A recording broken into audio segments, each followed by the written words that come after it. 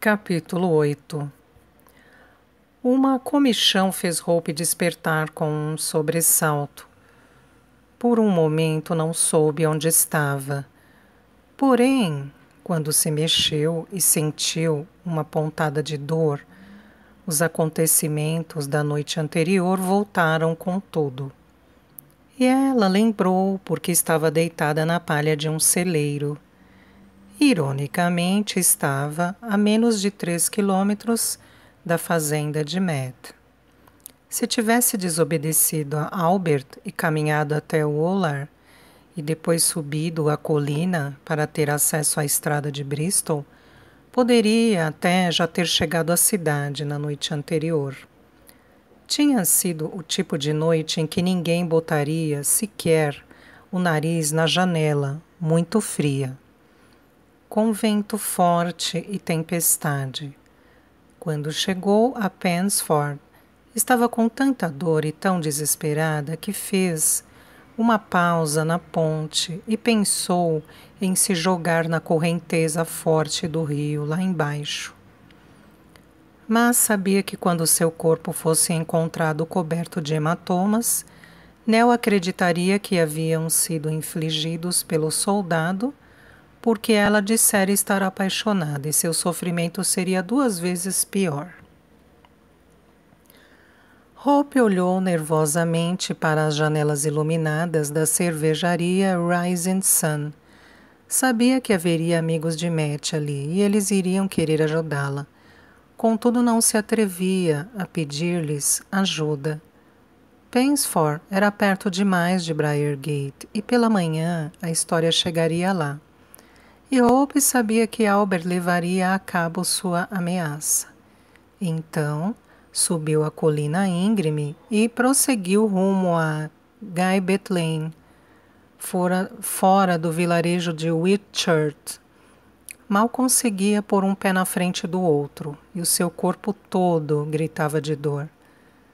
Não pretendia tentar encontrar abrigo naquele local, pois, quando era pequena, seu pai havia contado que ali costumavam enforcar as pessoas e que os corpos ficavam pendurados até os pássaros os devorarem por completo. Era um lugar sinistro, mesmo à luz do dia. Mas quando viu o celeiro, soube que precisava superar o medo, pois não aguentaria continuar a viagem. A palha no celeiro tinha um cheiro doce e era um alívio estar abrigada da chuva e do vento, mas estava tão molhada que não conseguia se aquecer. Ficou deitada pelo que lhe pareceram horas, ouvindo o vento uivar, e os acontecimentos do dia se agitavam sem parar em sua mente. A imagem mais nítida era a de Albert na cama com Sir William. Só os viu por alguns segundos, mas era inesquecível o contraste entre as costas bronzeadas e os cabelos escuros de Albert e o louro e pálido Sir William sob ele. As fisionomias chocadas ao serem pegos em flagrante ficariam gravadas em sua memória para sempre. No entanto, o ato em que estavam envolvidos a intrigava tanto quanto a repugnava, pois por que um homem desejaria outro? Seriam eles os 2 únicos homens assim na Inglaterra? Ou seria ela apenas uma camponesa ignorante que não sabia nada sobre coisa alguma? Seja como for, certas coisas do passado agora faziam sentido. Rufus ter dito que sua mãe perguntara a Sir William se ele estivera num prostíbulo. E Nell contar que Albert frequentemente ficava fora até as primeiras horas da manhã. Estariam juntos.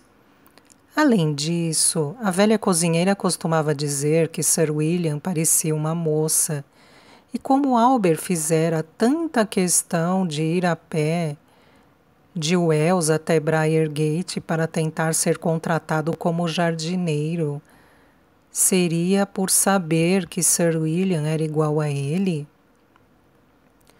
Acima de tudo, porém, ela se perguntava se Albert já sabia que nunca poderia amar uma mulher quando se casou com Nell. Hope levantou-se com dificuldade quando ouviu um galo cantar ali perto. O capote e as botas estavam tão molhados quanto na noite da véspera, e a chuva continuava a cair. O penteado estava se desfazendo e sem um pente ela nada podia fazer para arrumá-lo. A sensação de seu rosto dolorido e inchado lhe dizia que devia parecer tão desesperada quanto se sentia. Saiu mancando do celeiro para a estrada. Mas cada passo era uma nova agonia, e ela estava tão fraca e tonta que se sentia tentada a voltar para o celeiro. Então, uma onda de náusea a fez vomitar nos arbustos. Quando se recuperou, avistou o vale por entre os galhos. O dia estava muito cinzento e enevoado, e ela só distinguiu o campanário da igreja em Pueblo, mas foi suficiente para fazê-la chorar, pois não estava longe de Woollar e de Match. Imaginava-o em sua cozinha, o cabelo preto desgrenhado de quem acabou de acordar, a barba ainda por fazer, talvez com o bebê no colo, enquanto Amy fazia chá. Ele ficaria furioso quando soubesse da carta. A doce Amy talvez achasse aquilo tudo muito romântico e convenceria Matt e os rapazes a não ficarem zangados. Mas nenhum deles jamais consideraria que Hope poderia ter sido forçada a escrever a carta e que nada daquilo era verdade. A menina sabia que não podia esperar que Sir William se sentisse culpado e admitisse o que acontecera na casa do portão. Na verdade, ele provavelmente tinha mandado Albert silenciá-la, sem se preocupar com o modo como ele faria isso. Seu desaparecimento seria o tema das conversas do vilarejo por alguns dias, mas assim que o assunto morresse, até sua própria família ia tirá-la da cabeça. Pessoas desapareciam o tempo todo. Deixavam suas casas em busca de trabalho em Bath ou Bristol e nunca mais voltavam. Hope lembrava que seu pai falava de um homem cujo filho fora embora 3 anos antes e que então recebeu uma carta de um padre na América dizendo que o rapaz morrera de varíola. Nunca houve explicação sobre como ou por que o rapaz fora para lá. Toby e Alice não vinham ao vilarejo havia 8 meses. Perderam o incentivo para a longa viagem desde a morte dos pais. James provavelmente também nunca voltaria. E assim que Ruth tivesse seu bebê, ela também perderia o interesse em seus irmãos. Era assim a vida. A família deles não era diferente de tantas outras. De qualquer forma, Hope sabia que Nell ia sofrer por sua causa, que não esqueceria a irmã mais nova, não em poucas semanas, nem mesmo em alguns anos. Ela nem ao menos tinha a seu lado um marido amoroso para consolá-la e tranquilizá-la. O relógio na igreja de St. Nicholas batia 12:00 quando Hope finalmente chegou a Bristol Bridge. Levou cerca de 5 horas ou mais para percorrer uma distância que poderia ser completada em 2. Era quase um milagre ter chegado, pois esteve tonta de dor por todo o caminho e tão fraca que precisou se apoiar no parapeito da ponte para se manter de pé. No entanto, não sentiu nenhum prazer ou alívio por ter alcançado seu objetivo, porque o ruído de carroças e carruagens barulhentas e os gritos estridentes dos vendedores ambulantes eram ensurdecedores. Além disso, o rio fedia como uma latrina. As pessoas empurravam e esbarravam nela ao passar. Mesmo se a notassem, não parariam para oferecer ajuda a uma moça encharcada, cambaleando de exaustão e visivelmente sofrendo.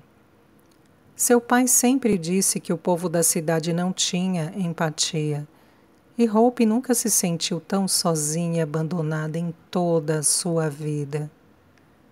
Pensou que se apenas pudesse tomar um pouco de água, ela se sentiria muito melhor. Mas todo mundo sabia que não se podia beber água de Bristol. Como conseguiria uma bebida se não tinha dinheiro? Não vinha a Bristol desde que o pai morrera, e a descrição que ele fizera de sua última viagem fatídica estava vívida nas lembranças dela. Enrolou-se mais no capote molhado, deixando o capuz cobrir-lhe o rosto para esconder os ferimentos, e seguiu arrastando os pés penosamente. Quando quis atravessar a rua para chegar à igreja, ouviu o cocheiro de uma carruagem gritar um xingamento. Parecia dirigido a ela, mas Hope não sabia por quê. Sentia-se tão estranha, como se a mente e o corpo estivessem separados. Ouvia a algazarra ao redor. Sentia o cheiro dos excrementos dos cavalos na rua e até via o rosto de alguém bem perto de si. Mas era como num sonho, como se estivesse dormindo. Você tem que se levantar, ouviu uma mulher dizer. Se ficar aí, vão mandá-la para a prisão de Bridewell ou para o hospital público. Olha a cara dela, exclamou um homem. Levou uma baita surra.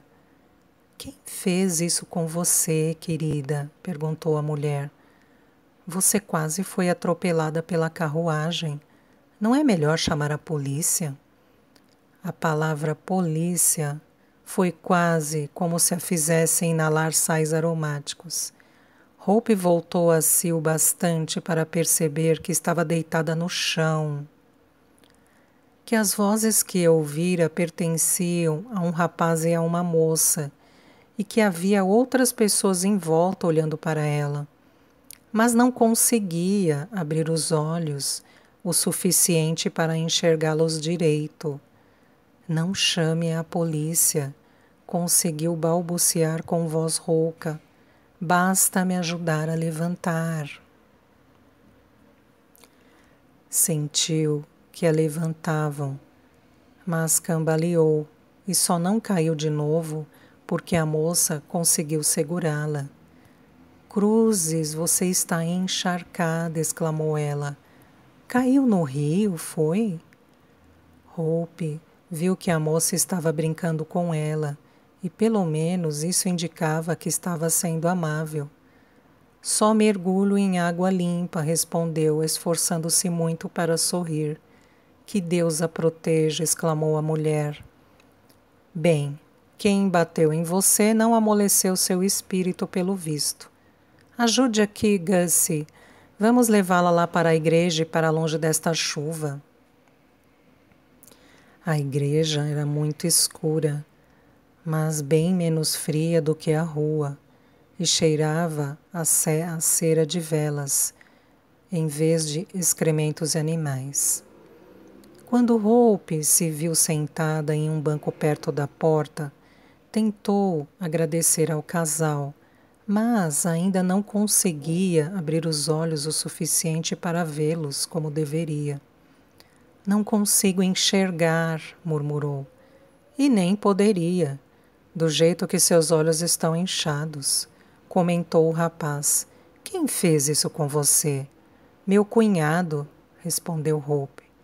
E sua irmã deixou? Perguntou a moça indignada. Ela não estava lá, ele me expulsou de casa. Andei a metade da noite e cheguei aqui hoje de manhã. Você tem parentes em Bristol? Quis saber a moça.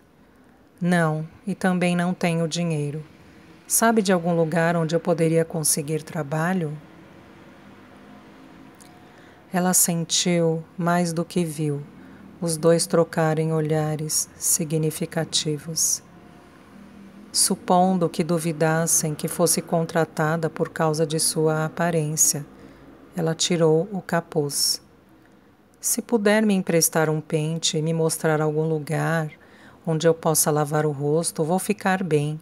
Sou ajudante de cozinha há mais de 3 anos e sei cozinhar muito bem.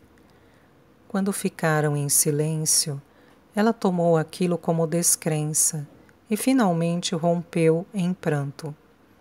Posso fazer qualquer tipo de trabalho, explicou entre soluços. Por favor, acreditem em mim.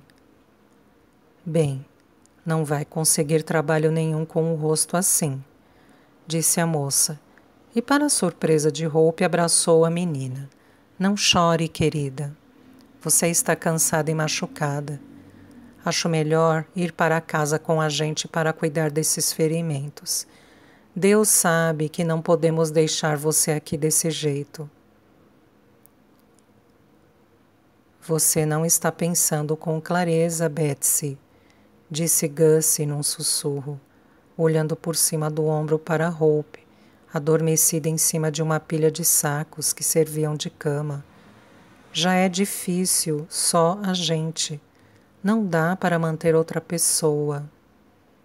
Betsy tinha lavado o rosto da menina e dado a ela um pouco de cerveja antes de ajudá-la a tirar as roupas molhadas e cobri-la com um cobertor. Agora ela está dormindo. O quarto ficava em Lewins Mead, um emaranhado de becos fétidos e velhas casas de madeira, dilapidadas perto das docas. O local abrigava o que alguém no parlamento tinha recentemente apelidado de classes perigosas e degeneradas. Uma camada social bem abaixo das classes trabalhadoras. Ladrões, prostitutas, meninos que varriam as ruas sujas para os transeuntes em troca de gorjetas, vendedores ambulantes, aleijados, desertores e miseráveis. 100 anos antes, quando Bristol era a segunda maior cidade do país, e as docas tão movimentadas quanto as de Londres e Liverpool, Lewins Mead tinha sido um bom endereço. Muitos ali fizeram fortuna com o tráfico de escravos, pois foram navios de Bristol que navegaram para a África para recolher escravos, seguindo depois para as Índias Ocidentais, para vendê-los, finalmente retornando à Inglaterra, carregados de melaço e tabaco. Entretanto, à medida que o comércio marítimo decrescia, os abastados comerciantes, capitães de navio e profissionais não quiseram mais morar perto do mau cheiro das docas e se mudaram para imponentes casas novas nas colinas de Clifton e Kingsdown. Mas a atividade nas docas já não era tão intensa como 100 anos antes. Taxas exorbitantes, a demora da corporação para construir o novo porto flutuante e o fato de navios novos e maiores não conseguirem subir e descer o rio Avon fizeram Bristol perder espaço para as docas de Liverpool. E com as novas ferrovias, a cidade perdeu seu lugar como centro de distribuição de todo o oeste da Inglaterra, país de Gales e Midlands. Outrora, Bristol fora uma cidade orgulhosa de suas diversas indústrias, refino de açúcar, fabricação de vidro, fundições de ferro e fabricação de sabão. Mas muitas delas tinham falido, com exceção das 4 empresas de fabricação de vidro, Isto e a economia em decadência no país nos últimos anos geraram ainda mais privações para a população da cidade. Por isso, agora se alugavam quartos nas casas dos antigos comerciantes e os inquilinos sublocavam os espaços para qualquer um que pudesse pagar. Às vezes, havia até 20 ou 30 pessoas dormindo no mesmo cômodo. As casas se empenavam e rangiam com o abandono. O vento soprava pelas rachaduras e as janelas com vistas para os becos estreitos eram vedadas com tábuas, à medida que as vidraças quebravam ou caíam.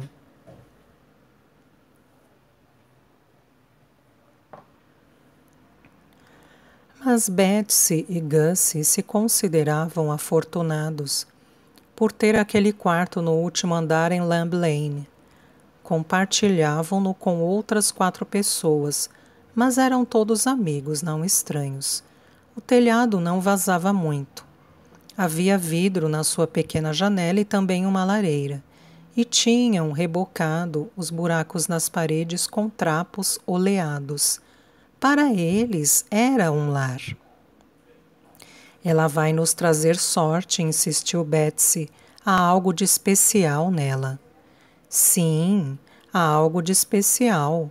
Algo que fez um homem quebrar a cara dela, disse Gussie sombrio. E ela está doente. E se pegarmos isso também? Você não vai pegar o que ela tem, disse Betsy com firmeza. Ela desconfiava de que a menina estivesse grávida e que o cunhado a expulsara com medo de que fosse envergonhar a família. Betsy Archer tinha 19 anos, com 1,67 m de altura, corpo robusto e compridos cabelos negros, que trançava e enrolava em torno da cabeça, como se fosse uma coroa. Olhos escuros brilhantes e pele morena sugeriam que poderia ter sangue italiano ou espanhol. Embora não fosse nenhuma grande beleza, as pessoas a descreviam como agradável aos olhos, por seu ar exótico e orgulhoso, além de uma vitalidade que nem a dureza de sua vida conseguira apagar. Nascida em Liverpool, Betsy tinha 8 anos quando seu pai, um tanoeiro de ofício, levou a família para Bristol. 3 meses depois, seus pais e Sadie, a irmã mais nova, morreram quando o cortiço em que moravam pegou fogo. O pai passou Betsy pela janela do andar de cima e a deixou cair nos braços de um homem. Não teve tempo de fazer o mesmo com Sadie. Às vezes, Betsy desejava ter morrido naquele incêndio também. Sobrevivera misturando-se com as centenas de outras crianças órfãs ou abandonadas que perambulavam pelas docas e ali aprendiam a mendigar, roubar e catar sobras e restos. Seu lar era onde quer que conseguisse abrigo para a noite, e sentia-se agradecida se lhe davam um cobertor, mesmo que infestado de piolhos. Quando fez 10 anos, muitas das crianças que conhecera na época em que ficou órfã estavam na prisão. Algumas tinham morrido. Quase todas as meninas mais velhas se tornaram prostitutas. Betsy não queria acabar na prisão ou morta, e também não pretendia se tornar prostituta. Mesmo bem nova, já havia aprendido que seu único trunfo era a sua virgindade. 2 vezes foi tola o suficiente para ser levada por mulheres aparentemente maternais que lhe ofereceram uma casa, roupas novas e toda a comida que quisesse comer. Mas teve sorte nas 2 vezes, conseguindo escapar antes de ser apresentada a um cavalheiro com um gosto por crianças. Nunca descartou a possibilidade de usar esse único recurso um dia. desde que em troca de muito dinheiro. Mas, até então, pretendia se manter viva e fora da prisão, e assim procurava não perder a cabeça, nem correr riscos desnecessários. Os becos úmidos, fedorentos, e as ruas estreitas nos arredores das docas eram sua casa. Conhecia quase todas as pessoas que moravam lá, e não as roubava. Conhecia todas as lojas de artigos marítimos, onde ganhava alguns centavos em troca da madeira, pregos e metal que conseguia recolher, e isso pagava o aluguel. Quando não havia nada para comer, ela ia até as grandes casas de Clifton e procurava uma onde a cozinheira fosse tolo bastante para deixar a porta dos fundos aberta enquanto cozinhava. Levava apenas alguns segundos para entrar sem ser vista e roubar uma torta ou um bolo. Certa vez tirou uma perna de cordeiro inteira direto do forno. As docas eram uma fonte de muitos presentes gratuitos. Para quem tivesse a paciência de esperar munido de uma cesta e uma panela ou um frasco de vidro. Betsy verificava todas as manhãs quais navios estavam sendo descarregados e ficava à espreita, na esperança de um caixote cair e se abrir. Atirava-se sobre a fruta, o açúcar ou o chá e ia embora. Muitas vezes, antes que os estivadores percebessem que tinham danificado o caixote. Havia também os marinheiros estrangeiros a quem ela podia seduzir, para que lhe dessem algumas moedas, prometendo comprar um vestido novo para poder encontrá-los mais tarde. Nunca comprava roupas, assim como jamais aparecia nesses encontros com marinheiros estrangeiros. No entanto, na High Street havia lojas de roupas de segunda mão, onde podia surrupiar uma nágua, um vestido ou um chapéu enquanto o comerciante estava distraído. Betsy conheceu Gussie quando tinha 13 anos e ele 12. Um garoto miúdo e sardento de cabelos ruivos que viera a pé de Devon a fim de tentar a sorte em Bristol. Ele se aproximou enquanto Betsy esperava o homem da barraca de tortas lhe dar as costas, para que ela pudesse afanar uma de suas mercadorias, e perguntou onde poderia dormir naquela noite. Betsy estava com tanta fome que respondeu que se ele distraísse o vendedor, ela o ajudaria. Gussie fez uma cena fingindo ter um ataque na frente da barraca, e ela conseguiu não só uma torta, mas 3. Naturalmente, viu-se obrigada a oferecer a Gussie uma das tortas e a levar o garoto para o cortiço onde costumava ficar.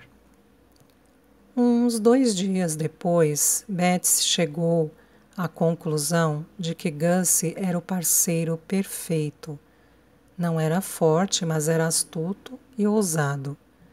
Além de saber fingir ataques, ele conseguia se esgueirar por um cano de escoamento e entrar pela janela de uma casa em plena luz do dia.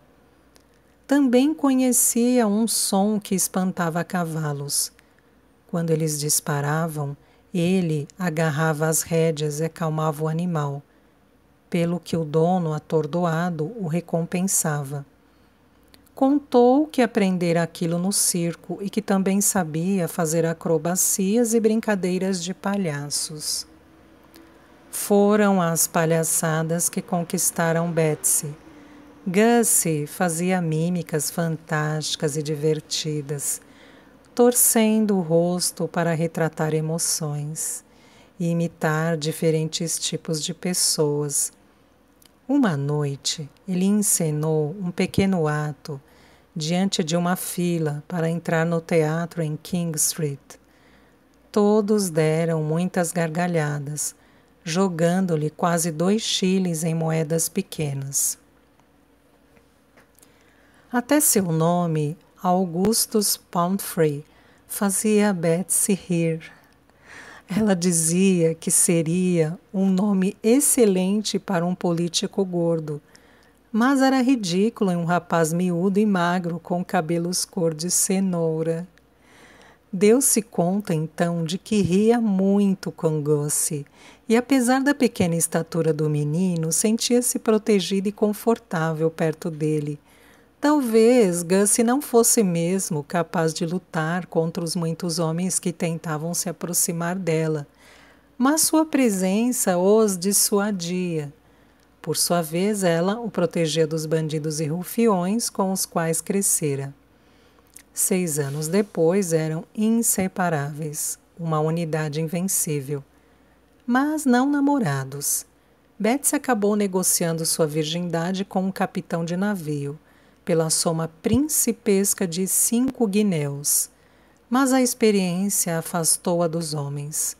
Gussie, com seu afeto fraternal e lealdade inquebrável, era o único homem em quem confiava de verdade.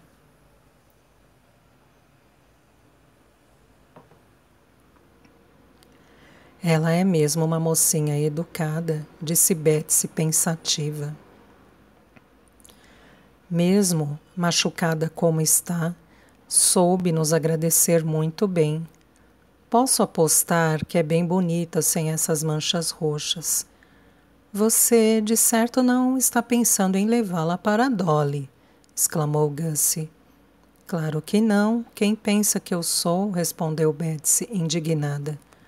Dolly era dona de um bordel em King Street. Então, o que vamos fazer com ela? Não precisamos fazer nada, só estou com pena. Não vamos passar fome se cuidarmos dela por 1 ou 2 dias, até que esteja recuperada, não é? Gussie deu de ombros. Sabia que quando Betsy enfiava uma coisa na cabeça, nada a fazia mudar de ideia. Então é melhor acender a lareira para secar a roupa dela. Depois vou sair e arranjar algo para comermos. Depois que Gussie saiu, Betsy sentou-se no chão junto ao fogo. De vez em quando virava-se para olhar a menina adormecida. Seu rosto inteiro estava roxo e negro com hematomas. A pele inchada, cobrindo completamente seus olhos. Mas, ao ajudá-la a tirar o vestido encharcado, a menina agarrara o próprio estômago, e Betsy adivinhou que ela tinha sido agredida e chutada ali também. Homens espancarem mulheres era um acontecimento diário naquele lugar. Era igualmente comum ver pessoas fracas de tanta fome. Moças e rapazes muito jovens chegavam a Bristol todos os dias, aos bandos, na esperança de encontrar trabalho. E ao menos que tivessem um atestado de conduta, ou seja, uma carta de recomendação do antigo empregador, quase todos acabavam mortos, derrotados ou viravam criminosos. Betsy normalmente não ajudava ninguém. A única coisa que tinha aprendido desde os 8 anos, quando viu a casa queimar com sua mãe, seu pai e Sad dentro, era que o velho mundo era duro. Ela tinha que cuidar de si mesma, ser mais rápida, mais esperta, corajosa e inteligente do que todos os outros, pois se baixasse a guarda por um momento alguém a derrubaria. Portanto, a mulher não conseguia entender o que a havia feito ajudar aquela moça. Analisando as roupas dela secando junto ao fogo, podia constatar que eram bem feitas. Tecido simples, mas costurado com pontos tão pequenos e caprichados como os vestidos que tinham pertencido a mulheres ricas, que ela vira à venda no mercado. As roupas íntimas também impressionaram Betsy, pois, sem contar a lama respingada na bainha das anáguas, estavam muito limpas e eram de boa qualidade. O rosto da menina estava deformado e inchado demais para se saber se era bonito, mas o cabelo era preto e brilhante, e onde não estava ferida, a pele era lisa e muito branca, não manchada e áspera como a de muitas mulheres das redondezas. As mãos provavam que ela passara anos em uma cozinha, pois eram avermelhadas e cheias de calos, mas, no geral, parecia ter sido bem tratada. Estaria grávida? Por ali, as pessoas não tinham dinheiro para se casar. Então, se uma moça resolvia formar família, ninguém se importava. Mas Betsy tinha lembranças da vida anterior à morte de seus pais, para saber que em círculos mais distintos bastardos eram mal vistos. Betsy estava se aproximando para ver se a barriga estava crescida, quando a moça começou a se mexer. Tentou sentar-se, estremeceu de dor e caiu deitada outra vez. Como está se sentindo? Melhorzinha depois de dormir? Perguntou Betsy. A menina a olhou com expressão confusa. Estou enxergando um pouco melhor agora, mas meus olhos doem. Estão muito inchados? Digamos que você não vai arranjar nenhum admirador por uns tempos, disse Betsy com uma risada. Foi muita bondade sua e de seu marido me ajudar. A doçura de sua voz tocou Betsy, mas também a fez lembrar que deveria ser cuidadosa. A garota poderia ser filha de algum magistrado. Gussie não é meu marido, é só um amigo. E vou dizer logo, normalmente não ajudamos ninguém. Então, se quiser ficar aqui esta noite, é melhor abrir o bico e me contar tudo. Contar? Contar o quê? Bem, seu nome, quantos anos tem e de onde vem, para começar. Não conseguimos entender nada do que disse enquanto estávamos socorrendo você. Meu nome é Hope Renton, tenho 15 anos e venho de um vilarejo perto de Bristol, ao sul. Você disse que seu nome é Betsy? Isso mesmo, eu me chamo Betsy Archer e ninguém me faz de boba. Vou fazer uma xícara de chá e você vai me dizer como quase acabou sendo achatada debaixo de uma carruagem e quando o seu bebê vai nascer. Não estou esperando um bebê, retrucou Hope indignada. O que fez você pensar que eu estava? Essa costuma ser a razão pela qual as moças fogem. Betsy deu de ombros. Mas se você diz que não está, então é menos um problema.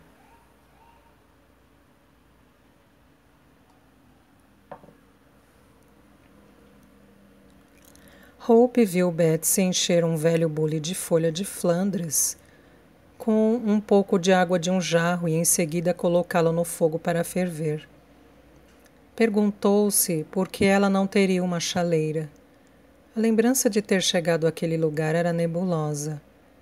Lembrava-se de estar com Betsy e Gussie na igreja, depois de sentir os dois segurando seus braços para sustentá-la, levando-a através de becos muito estreitos, mas aquilo era tudo. Estremeceu ao olhar o quarto pequeno e tristonho. Ficava no sótão da casa, pois o teto se inclinava bruscamente na direção da pequenina janela, e não tinha móveis, apenas alguns caixotes de madeira e pilhas de sacos que deviam servir de cama. Em cima de um dos caixotes havia várias canecas rachadas e uma lata grande. Um balde fora deixado num canto junto à porta, presumivelmente para servir de urinol, e em cima de outro caixote havia uma bacia de folha de Flandres. Hope conhecia pessoas muito mais pobres do que a própria família, mas até elas tinham algum tipo de mobília, bugigangas e peças de louça. Betsy devia ser bem pobre, mas não aparentava, pois usava argolas de ouro nas orelhas e seu vestido vermelho era elegante, mesmo estando sujo e gasto, com um decote pronunciado meio vulgar. É quieto aqui, disse Hope.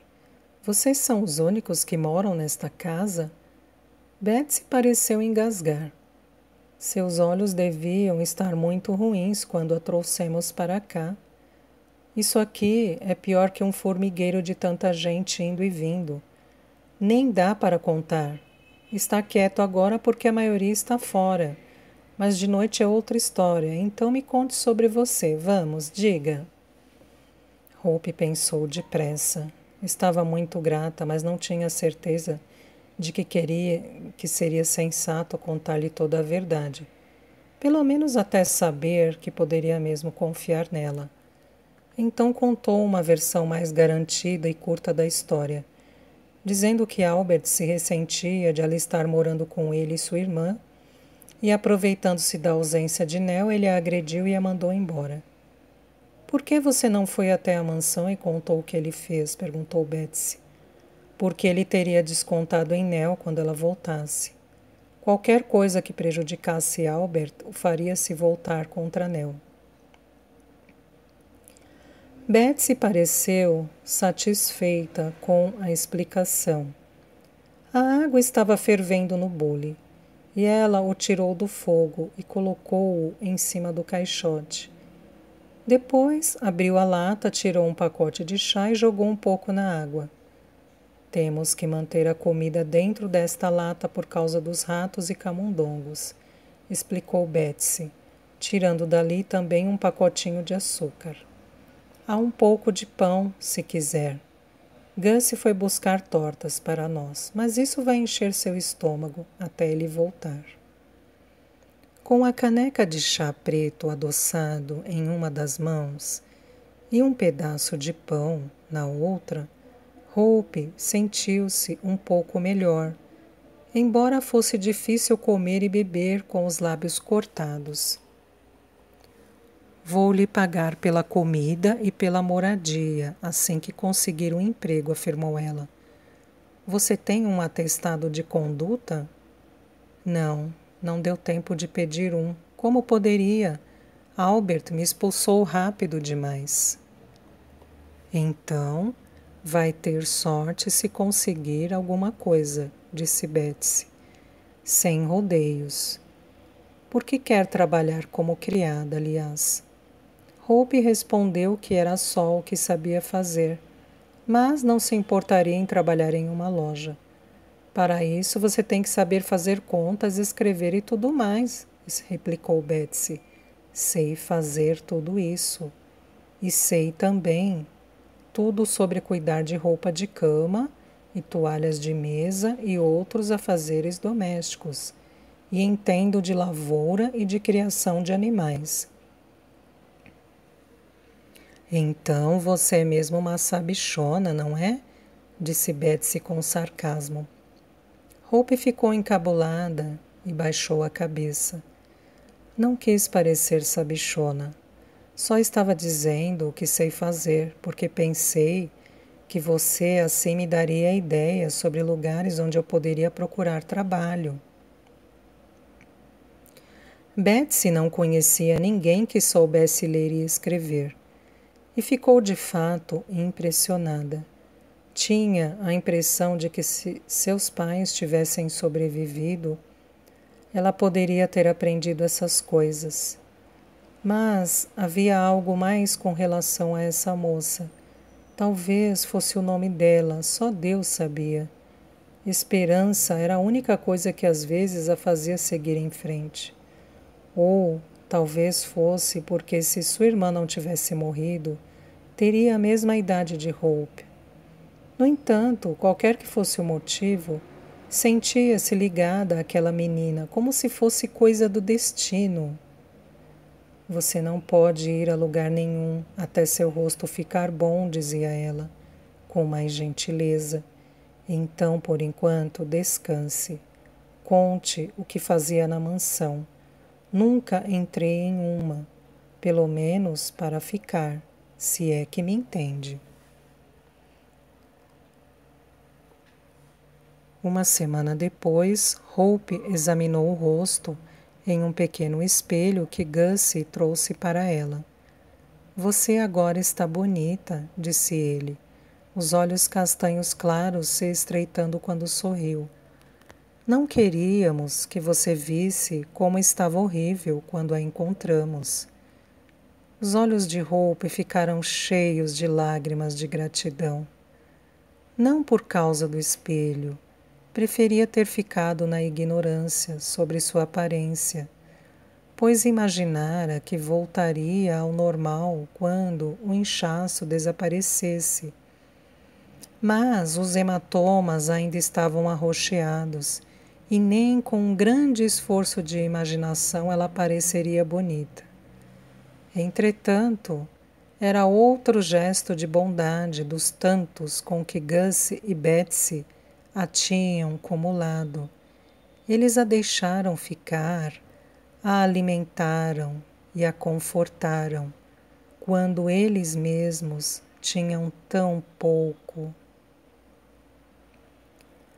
Pode ser conversa mole do Gus dizer que você está bonita, mas não parece mais um monstro, disse Betsy com uma risada.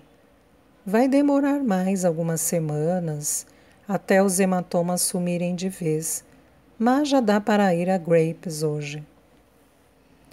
Gussie e Betsy saíam para beber todas as noites. Parecia que a única coisa que tornava a vida suportável para todos em Lewis Mead era gin ou rum baratos. Até então, Hope havia se recusado a ir com eles, usando seus machucados como desculpa. Mas era evidente que achavam que chegara a hora dela sair.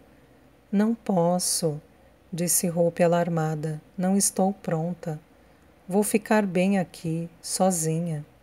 Bobagem, retrucou Betsy, com as mãos nos quadris e franzindo a testa para Hope. Ninguém vai notar umas contusões. São tão comuns quanto as pulgas lá na Grapes. Pela resposta, Hope percebeu que tinha que ir. Não só porque eles se ofenderiam se recusasse, mas porque precisava provar que tinha brio. Mas os dois não tinham como saber quanto aquele mundo era assustador para ela. No dia em que a encontraram, sentiu-se como um cão maltratado que ficou agradecido por ser trazido para dentro de casa.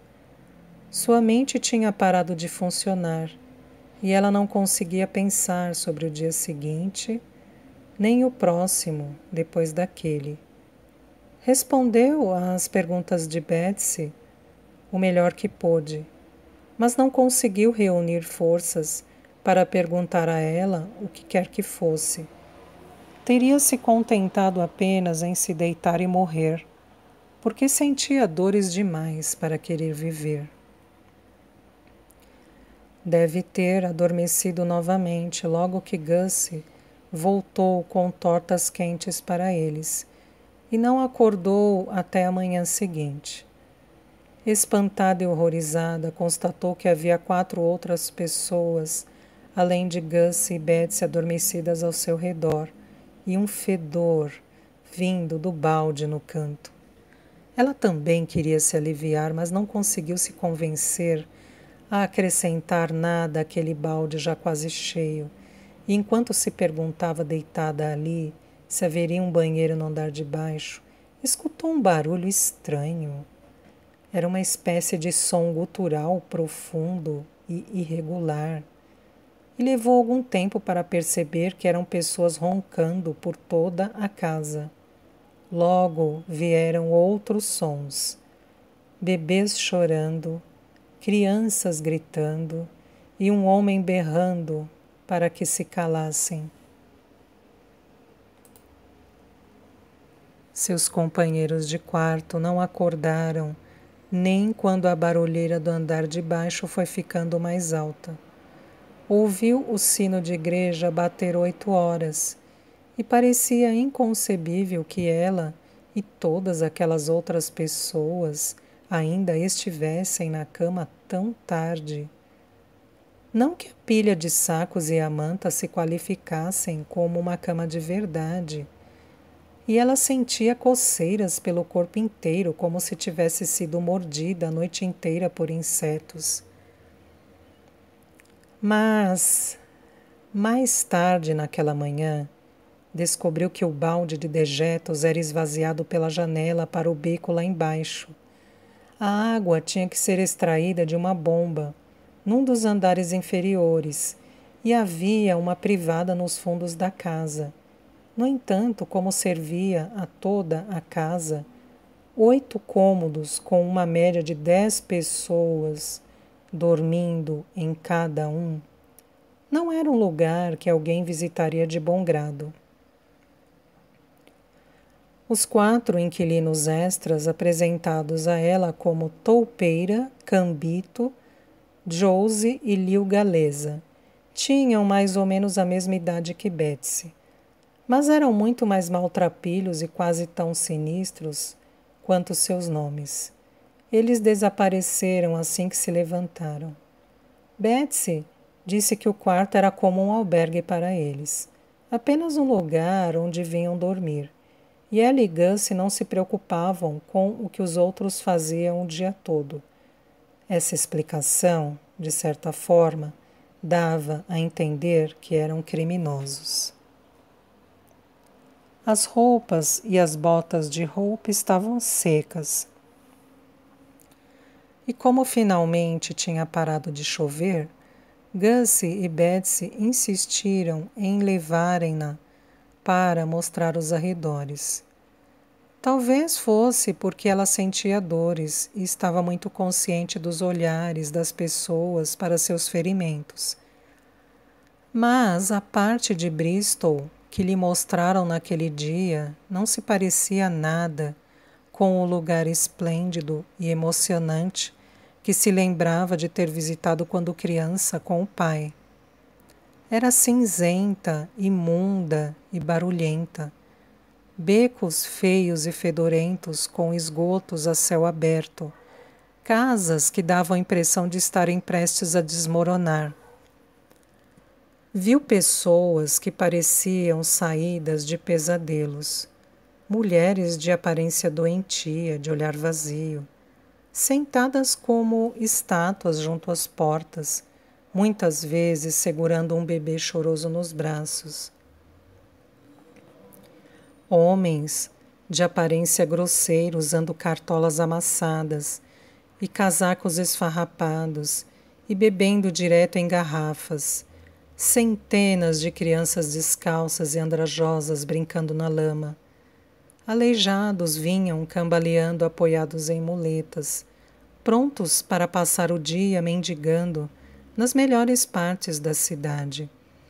E ela chegou a ver uma criança puxando um carrinho com uma mulher sem as pernas, sentada dentro dele. Havia loucos vociferando e sacudindo os punhos. Meretrizes encharcadas de gin e até homens negros como carvão. Betsy e Gussie pareciam não reparar na reação chocada de Hope quando lhe apontaram a melhor barraca de arenques, sua loja favorita de cerveja e a loja marítima onde vendiam tudo o que conseguiam recolher. Mostraram-lhe um homem carregando uma enxada e uma rede e contaram que ele limpava os esgotos que corriam para o rio. E dizia-se que ele, às vezes, conseguia juntar 5 libras em um bom dia, pois o dinheiro que caía na rua sempre acabava chegando lá. Gussie disse que os que ganhavam dinheiro assim corriam o risco de se afogar nos esgotos, caso não prestassem muita atenção nas marés.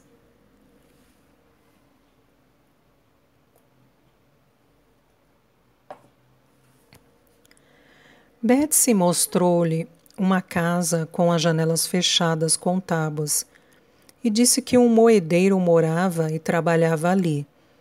Hope não tinha ideia de que profissão era essa.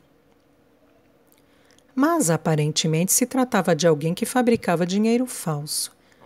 Betsy diz que certa vez conseguira trocar algumas moedas para ele e que tudo correu bem até um comerciante desconfiar. E então ela teve que correr como o vento para escapar. Hope sentiu-se um pouco melhor depois que saíram de Lewisham e foram caminhar pelo cais. Era tudo igualmente sujo, barulhento e mal cheiroso. Mas os belos navios balançando na grande extensão do rio, que cintilava como prata ao sol fraco do outono, compensavam todo o resto. Os metais reluzentes, o brilho da madeira envernizada e as enormes cordas branqueadas pela água salgada eram bons de se ver depois da imundície de Lamb Lane. Hope observava os mastros altos e se perguntava como alguém teria coragem de subir por eles até lá em cima.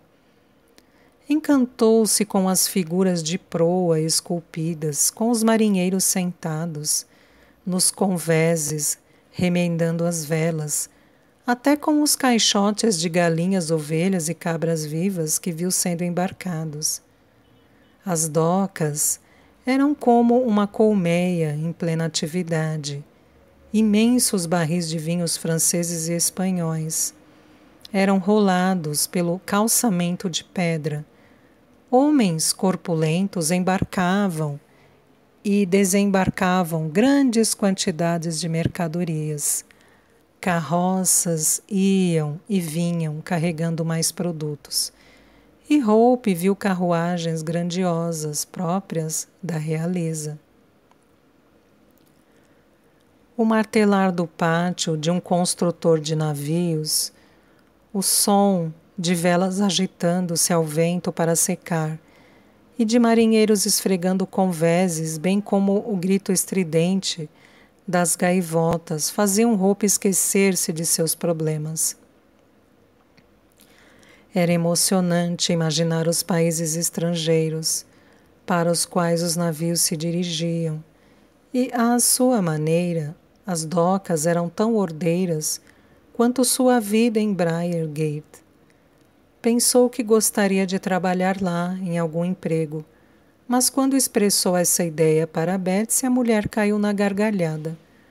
Ah, de fato há trabalho a ser feito aqui, disse ela, voltando os olhos para um grupo de marinheiros. Como levar os bêbados a um beco e roubá-los? Esperar até se distraírem e deixarem alguns produtos sem vigilância. Você também pode se oferecer para limpar o cocô das gaivotas, dos sapatos de algumas senhoras. Não era o que Hope tinha em mente. Pensava em ficar sentada em um dos escritórios de expedição, escrevendo coisas em um grande livro, mas não corrigiu Betsy porque não queria que ela achasse que a menina que havia resgatado era importante demais para Lewisham. O dia seguinte, aquele primeiro, pareceu-lhe interminável, pois decidira ficar sozinha enquanto Gussie e Betsy cuidavam de seus negócios. Mas não havia nada para fazer no quarto e ela se sentia acabrunhada, sempre que sua mente se voltava para sua família em Briargate. Sentia um ódio profundo de Albert. E apesar de ocupar a mente planejando sua vingança, sabia que na realidade não havia nada que pudesse fazer contra ele, nem mesmo matá-lo, que não afetasse Nell negativamente. Estava sem esperança. Não conseguiria um emprego decente sem um atestado de conduta. Não podia sair dali porque não tinha dinheiro. Nem podia passar o tempo limpando, cozinhando ou consertando roupas porque não havia material necessário.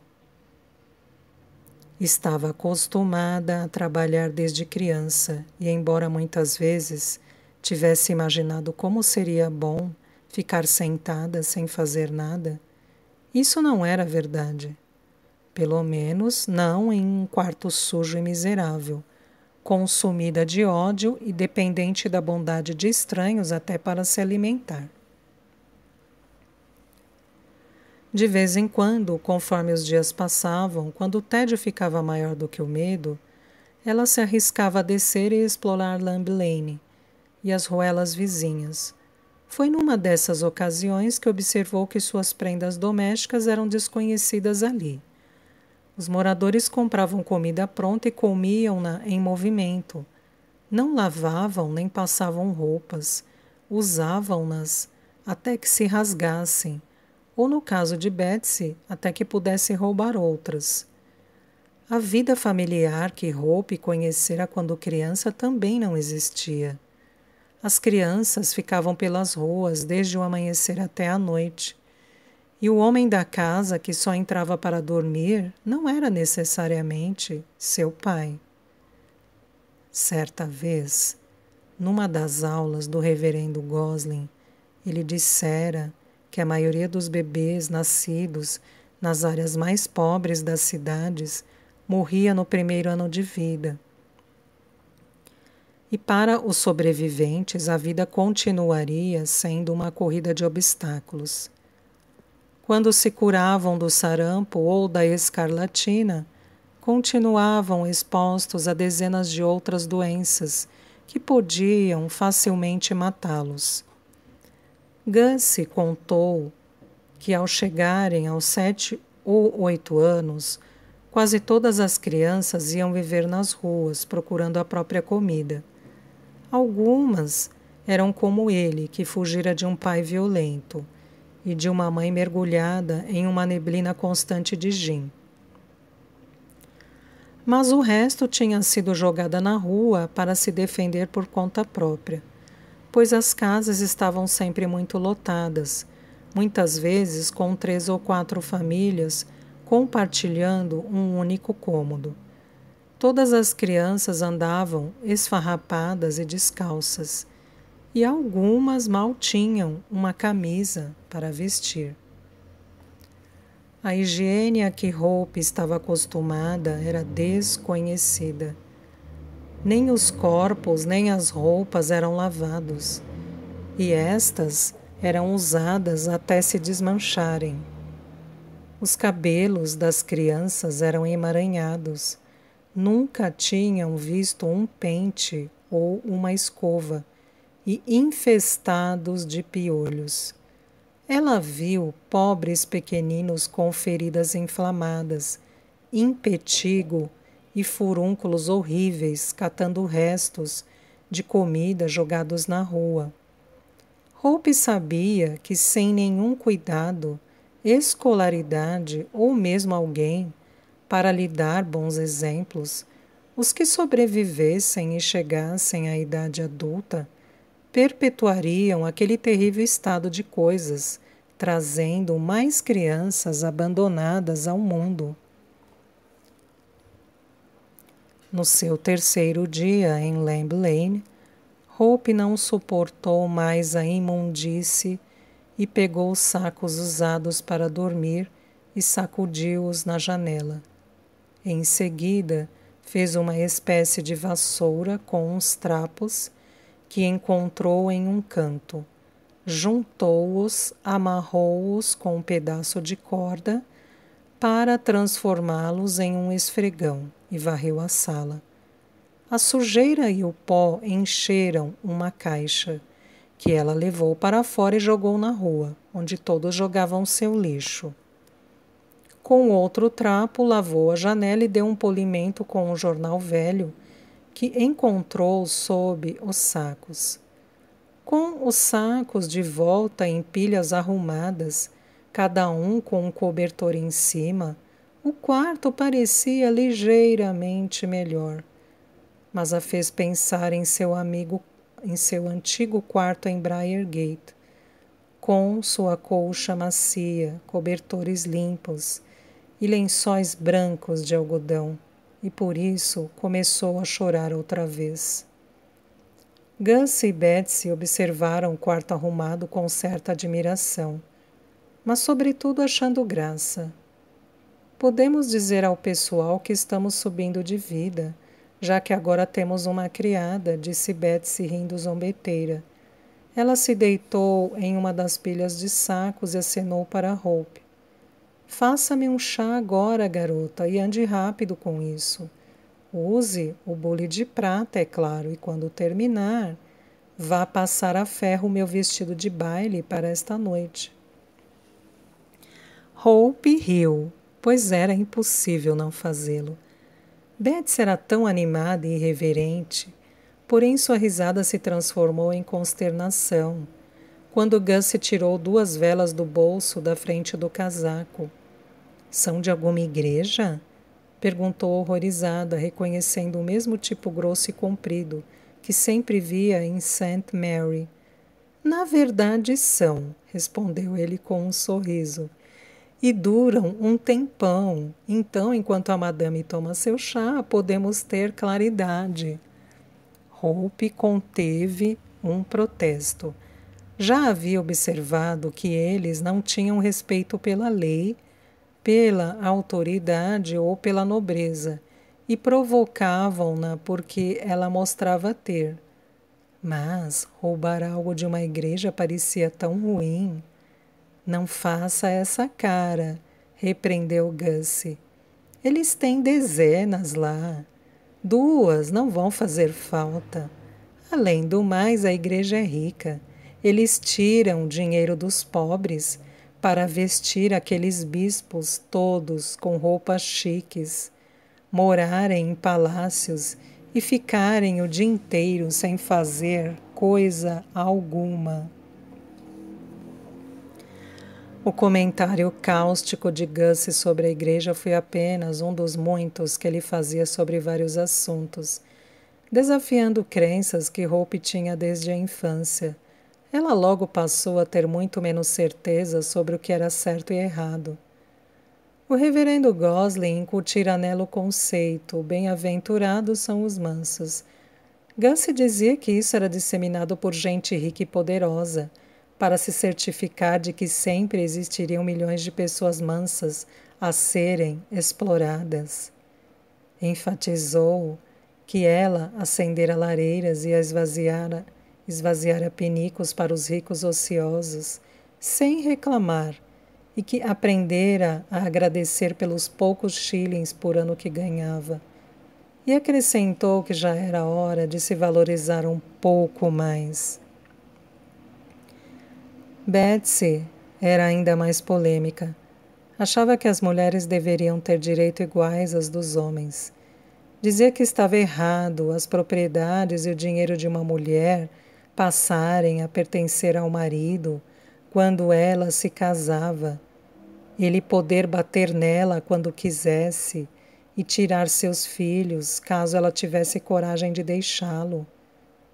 Também pensava que as mulheres deveriam poder realizar qualquer tipo de trabalho, fosse médico, juiz, sacerdote ou carpinteiro, se tivessem capacidade.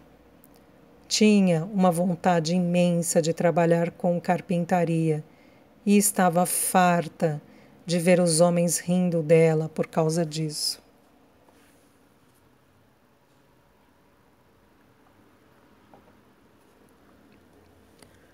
Hope foi cheia de apreensão para a Grapes naquela noite.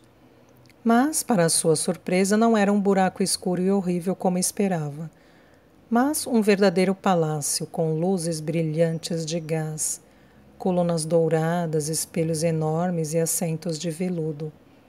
Ela se maravilhara com as lâmpadas de gás nas ruas, mas não esperava vê-las em uma cervejaria.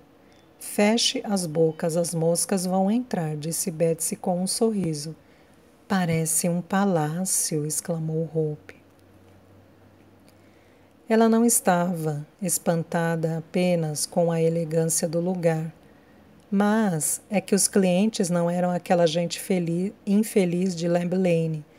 Alguns deles, de fato, estavam até bem vestidos. É um palácio de gin, explicou Gussie, e você vai ter que provar gin. Hope não apreciou muito o gosto de seu primeiro gin com água, mas teve que admitir que o efeito era agradável. No segundo, já tinha esquecido o rosto machucado, Lamb Lane e o fato de não ver nenhum futuro para si mesma. Gussie apresentou-a aos amigos dele e de Betsy como sua prima do interior. E eles eram um grupo animado e bem-humorado. Hope deduziu que algumas das moças eram prostitutas pela maquiagem e os decotes, mas achou tão bom ver pessoas que não pareciam miseráveis que não se importou. Um dos amigos de Gussie se chamava Basher Bolton. Tinha um nariz achatado e uma orelha de couve-flor, mas Gussie apresentou-o como um lutador premiado. Havia outro homem que falava sobre rinha de cães. Aparentemente estava organizando uma a poucos quilômetros de Bristol. Os dois foram muito gentis com ela, compadecendo-se de suas contusões. Basher disse que tinha uma pomada especial que as curaria rapidamente e que, quem sabe, se Hope fosse encontrá-lo em sua casa no dia seguinte, à noitinha poderia dá-la a ela. Eu sei bem o que você quer dar a ela, exclamou Betsy, interrompendo a conversa. Só por cima do meu cadáver. Hope nunca se divertira tanto. Um homem começou a tocar acordeon e ela dançou primeiro com Gussie, depois com todos os outros que lhe convidaram. Observando os homens saltando com exuberância, lembrou-se das comemorações do May Day e das ceias das colheitas do vilarejo. Nell, que tinha visto nobres dançando muitas vezes, dizia com ar superior que os camponeses dançavam feito cavalos, mas Hope gostou, era divertido rodar até ficar tonta. Entendia por que Betsy e Gussie saíam todas as noites. Passava da meia-noite quando Gussie pegou Hope pelo braço e a levou para a porta. É hora de levar você para casa. Mas não quero ir para casa ainda, disse ela recuando. Estou me divertindo. Você está bêbada, Hope. Não, não estou, retorquiu ela. Ele a segurou com mais força e a puxou para fora. Depois do calor abafado e da fumaça de dentro do salão, a rua parecia gelada. Hope se sentia muito tonta e a luz do lampião de gás acima deles parecia estar oscilando. Estou tonta. Acho que foi a dança. Deixe-me voltar para dentro e me sentar. Gussie segurou o rosto dela entre as mãos e beijou seu nariz. Você não está tonta de tanto dançar, é o gin, explicou ele. Se voltar lá, vai acabar apagando. Era agradável a sensação das mãos deles em seu rosto, e Gussie a olhava de uma maneira estranha. Hope riu. Você não está querendo me levar de volta para casa para tentar fazer alguma coisa perversa comigo, está? Nunca tinha reparado como os olhos dele eram bonitos, cor de âmbar com manchas mais escuras, e seus cílios longos e espessos. Não, nada disso, ele sorriu. Mas, se eu não levar você para casa, algum outro sujeito vai tentar. E não sou tão forte assim para lutar contra eles por você. Ela riu, mas, por causa da maneira intensa como ele a olhava, do que achando que dissera algo engraçado. Um perfeito cavalheiro, elogiou e encostou-se no ombro dele, sentindo-se de repente muito esquisita e embriagada. E você é uma mocinha fina, até demais, para o gosto daquele pessoal lá dentro, disse ele enquanto se afastavam.